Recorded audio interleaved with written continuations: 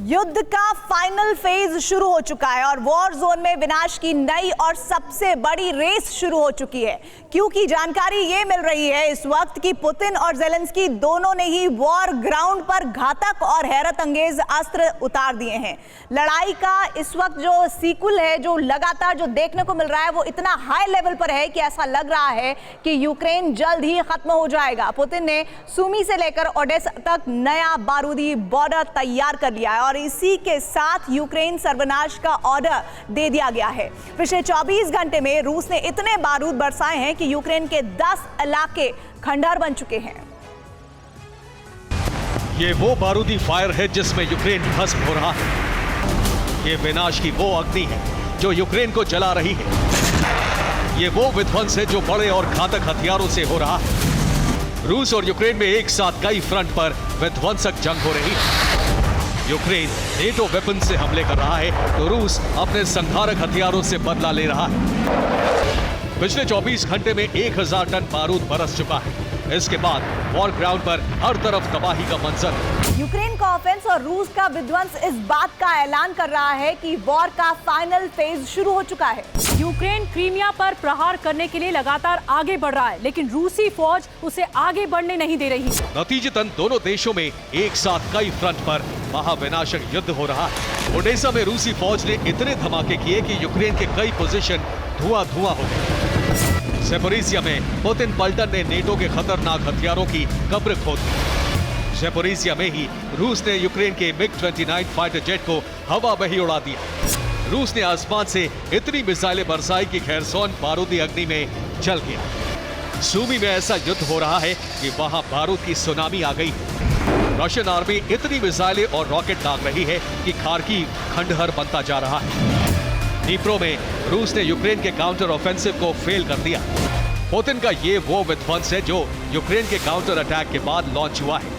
Putin ने पहली बार ऐलान कर दिया है कि यूक्रेन ने भीषण पलटवार लॉन्च कर दिया है। रूस के काउंटर अटैक ने पुतिन को महाविनाश का मौका दे दिया है। मौका मिलते ही रूसी फौज ने फुल स्केल स्ट्राइक लॉन्च कर दी है। ये वो बारूदी प्रहार है जिससे यूक्रेन खत्म होता जा रहा है। पुतिन का प्रचंड प्रहार 6 दिनों से जारी है।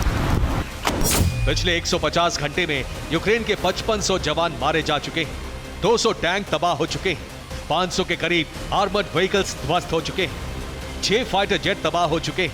2 हेलीकॉप्टर का भी खात्मा हो चुका है। परेशान करने वाली बात यह है कि सर्वनाश का सिलसिला तेज रफ्तार से जारी है। यूक्रेन क्रीमिया की तरफ बढ़ने की कोशिश कर रहा है। यही वजह है कि रूस यूक्रेन पर चारों तरफ से हमले कर रहा है। इस वक्त 10 इलाकों में भीषण वार पलटवार हो रहा है।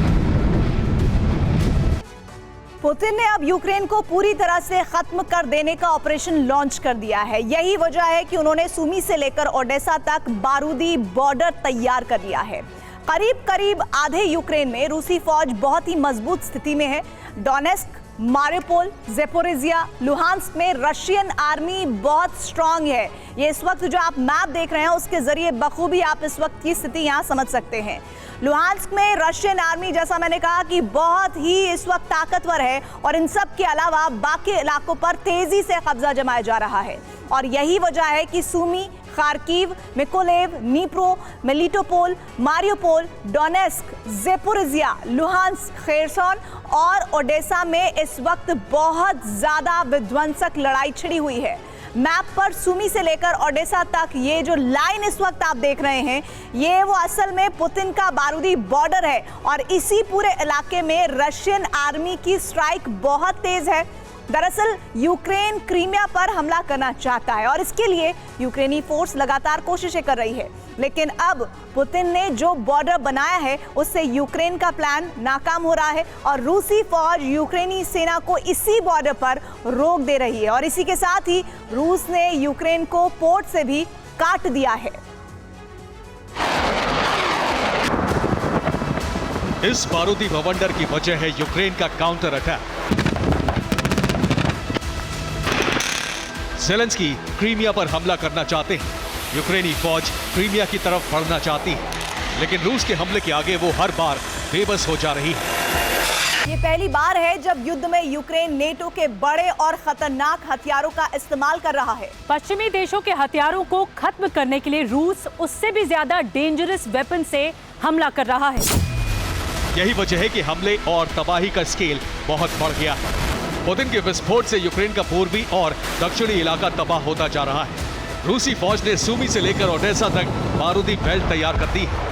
ये वो बेल्ट है जिसे भेद पाना यूक्रेन के बस की बात नहीं, लेकिन इसके बावजूद यूक्रेनी सेना पीछे हटने के मूड में नहीं है। ज़ेलेंस्की को हर हाल में क्रीमिया चाहिए। यूक्रेन लगातार क्रीमिया पर प्रहार करने की कोशिश कर रहा है, लेकिन उसका हर हमला नाकाम रहा है। एक सीक्रेट वॉर रिपोर्ट के मुताबिक ये जानकारी सामने आई है कि यूक्रेन क्रीमिया पर लॉन्ग रेंज मिसाइल से हमला कर सकता है। सवाल ये है कि क्रीमिया पर हमला हुआ तब क्या होगा? पुतिन का अगला कदम क्या होगा? जवाब एक ही है, एटमी सर्वनाश। पुतिन ने क्रीमिया को रेड लाइन घोषित कर रखा है। अगर क्रीमिया पर हमला हुआ, अगर रेड लाइन क्रॉस हुई, तो पुतिन एटमी ज़लज़ला लाएंगे जिससे यूक्रेन का विनाश हो जाएगा। पुतिन जिस दिन न्यूक्लियर ऑपरेशन लॉन्च करेंगे, उसी दिन जंग में अमेरिका और नेटो की डायरेक्ट एंट्री हो जाएगी और इसी के साथ शुरू हो जाएगा तीसरा विश्व युद्ध। Bureau report, TV9 Bharatvarsh.